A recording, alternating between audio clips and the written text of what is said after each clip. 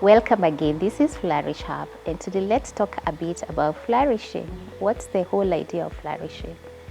And some three key things for us to think about is that when we talk about flourishing, you cannot miss to think about your life and are you creating a meaningful life around you? Many times when we don't have meaning to our lives, it's when we start feeling hopeless, we start feeling that like life does not make sense. And so one of the reasons why we exist as Flourish Hub, it's because we want to help people to create meaningful life. And so as we start to think today, we can ask ourselves the question is, does what I do really give meaning to my life? Is it aligned to my purpose? And whenever I think of purpose, I think about, am I getting value for what I do? Am I getting fulfilled? Does it refresh me? Does it refuel me?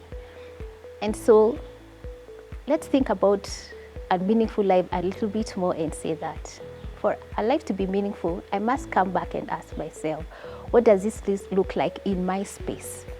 And I say in my space because meaningfulness, the way it appears to a friend of mine will be very different from me.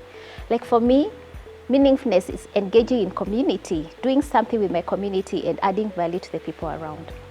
To someone else, meaningfulness is singing and expressing themselves through music. And to someone else, it's the painting. I mean, that's the difference it makes. So we have to learn to create meaning for our lives. And by that, you have to start by recognizing, what does meaningful life look like to me? 5 years to come.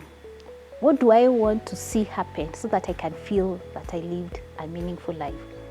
And once you're able to answer that question, the next question to ask yourself is, what will it take for me to live that meaningful life?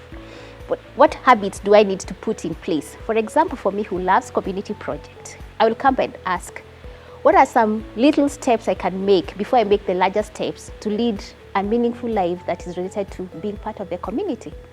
It could be sharing life with them, sharing experiences and drawing lessons from those experiences.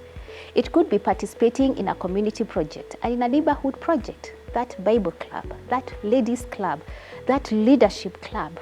So we have to always keep asking ourselves, what is it that I can do that would contribute to making my life more meaningful and create habits around that?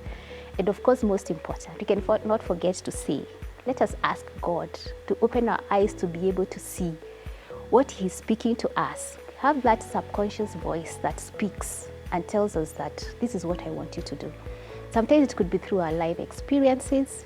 Sometimes it could be through an incident that has happened. Of course, that is an experience. Sometimes it could be through a friend who comes and speaks to you and tells you, I think this is your gifting. I think this is your area of strength. So you can keep asking your friends to give you feedback, those that you trust, of course, your genuine friends. What do you think are my strengths? Where do you think I thrive? And these are some of the ways that we can create meaning around us. I wish you well as you embark on your journey of leading a more meaningful life. Thank you.